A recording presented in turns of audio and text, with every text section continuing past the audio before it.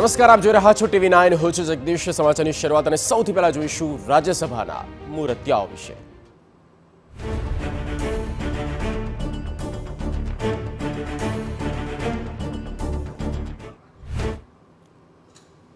ભાજપ ગુજરાતમાંથી રાજ્યસભા માટે પસંદ કરેલા 4 ઉમેદવારો આજે ઉમેદવારી પત્ર ભરવાના છે.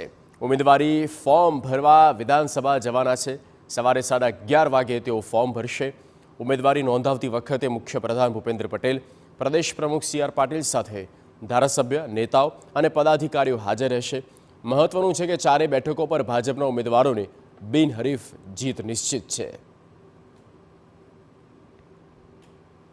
ગુજરાતના રાજ્યસભાના ઉમેદવારોની પસંદગીમાં વડાપ્રધાન નરેન્દ્ર મોદીએ ફરી સરપ્રાઇઝ આપી.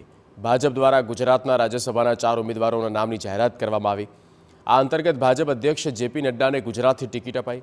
સુરતના પાટીદાર અગ્રણી અને જાણીતા ઉદ્યોગપતિ ગોવિંદ ધોળકિયાને રાજ્યસભાના ઉમેદવાર જાહેર કરાયા. બક્ષીપંચ મોરચાના પ્રમુખ અને ઉત્તર ગુજરાતના અગ્રણી મયંક નાયકને રાજ્યસભાની લોટરી લાગી.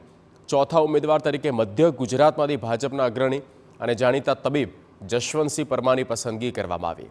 ભાજપે જ્ઞાતિ જાતિના સમીકરણોને ધ્યાનમાં રાખી અને તમામ ઉમેદવારોની પસંદગી કરી છે. જાહેર થયેલા 4 ઉમેદવારો પૈકી 1 ઉમેદવાર બ્રાહ્મણ, 1 ઉમેદવાર પાટીદાર, અન્ય 2 ઉમેદવાર OBC સમાજમાંથી આવે છે. ધારણા મુજબ જ ભાજપે હાલના રાજ્યસભાના સાંસદ પુરુષોત્તમ રૂપાલા અને મનસુખ માંડવિયાને રિપીટ કર્યા નથી. કેન્દ્રીય આરોગ્ય પ્રધાન મનસુખ માંડવિયાને હવે ભાવનગર બેઠક પરથી લોકસભાની ચૂંટણી લડાવવામાં આવે તેવી શક્યતા.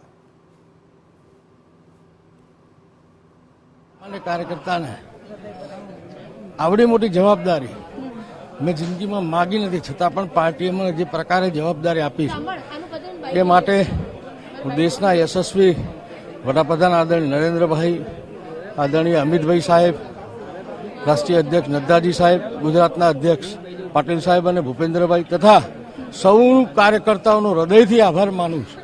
એક સામાન્ય બૂથના કાર્યકર્તાને દેશની સર્વશ્રેષ્ઠ રાજ્યસભામાં આજે મને નોમિની કર્યું છે એ માટે જેટલો હું આભાર માનું એટલો ઓછો.